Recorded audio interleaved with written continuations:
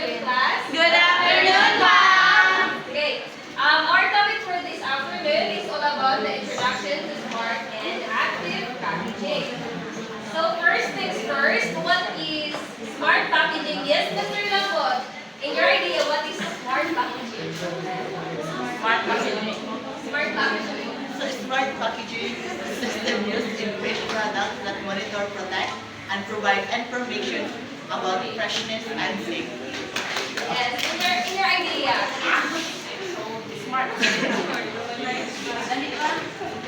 Dali ra sa kabuuan.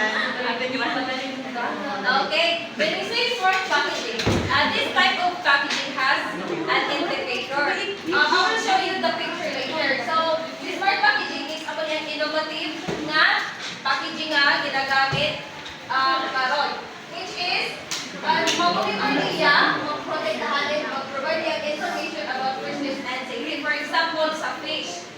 No? So, mapakita na nato later. And then, the next one is active packaging. Yes?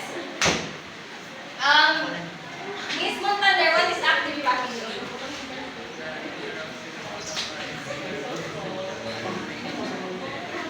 Ma'am, I have no idea. Okay, who can know Miss Montaner? I think Mr. Byung. Yes, Mr. Bio? Ito lagi. This type of food packaging that paano, for example, ma'am, ganito itong sa makita ka sa grocery, mga grocery stores, ma'am, na naka-plastic plastic or styrofoam siya sa bawal o plastic cover, katang tawag o dining plastic sa pagkaon siya itabon, ma'am, kumala siya mga idea sa active packaging, ma'am, to long last and yung life shelf life, ma'am, sa product.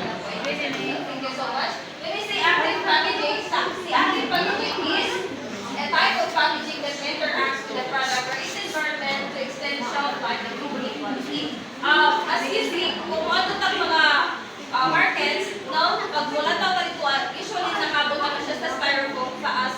Mr. Bill said, no, na lighting, wrap, no, para ma-protektahan ang fish and then to avoid contamination, and which is naka-vacuum seal siya to prevent the moisture. So of course, mo ano si smart packaging, which is ako niya ang freshness indicator, which is a very siya convenient kay no need ka para sa mga mag-guess ka nga ay kini siya kuan na spoil na kay siya dili. So si smart packaging is the pag fresh pa, of course, siya indicator sa effect siya. And then pag yellow siya, it means from na siya video per hour. Hapit na. Tunga. So, Hapit na. hindi siya yung fresh din kung sila yung na-spoil. And then, pag once mo-read na ganito Down na. fish sensor, which is spoiled na din siya, pwede ma-show. Yes.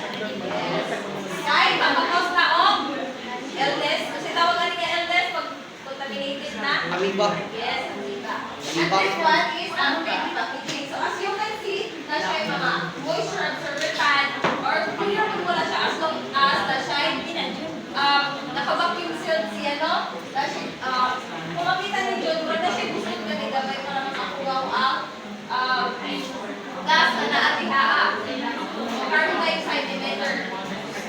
So, ma-differentiate na ninyo ang kuan kalahian.